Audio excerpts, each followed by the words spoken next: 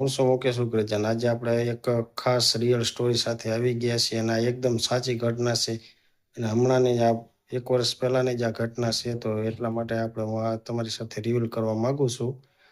તો વાત જાણે એમ છે કે એક છોકરીના લગ્ન હતા અને છોકરીના લગ્નની 4-5 દિવસ પહેલા જે આપણે લગ્નની આવે જે વિધિ કરવામાં આવે એ લગ્નની આવી ગયા હતા. અને પછી છોકરી જ્યાં રહેતી તેનો સામાન્ય પરિવાર હતો અને છોકરીના લગ્ન આવી ગયા હતા એટલે છોકરીને બહાર નીકળવાની બહુ પરમિશન તો હતી નહીં. પણ છતાંય આજુબાજુ તમને ખબર જ છે કે ગામડાની અંદર લોકો બાથરૂમ માટે બહાર જ જતા હોય છે. તો એક દિવસ રાત્રિનો સમય હતો અને તેના લગ્ન આવી ગયા હતા એટલે એની અંતર બંતર ખૂબ નાખેલું હતું. પછી તેની બાજુમાં જે ઘરથી થોડીક જ દૂર તે જંગલ હતી, તેમને બાથરૂમ જવા માટે ત્યાં જ જવું પડતું હતું.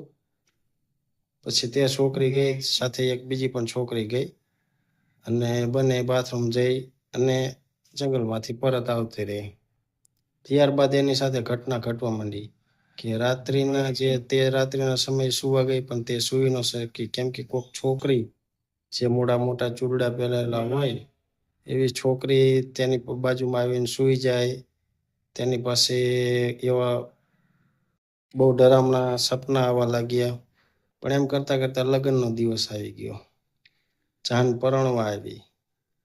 જાન પરણી અને જ્યારે ફેરા ફરતી હતી ત્યારે તેનું પ્રચંડ રૂપ દેખાડ્યું ને ત્યારે તે છોકરીએ કીધું કે મારે હવે સાસરે જવાનું નથી, હું સાસરે નહીં જાઉં.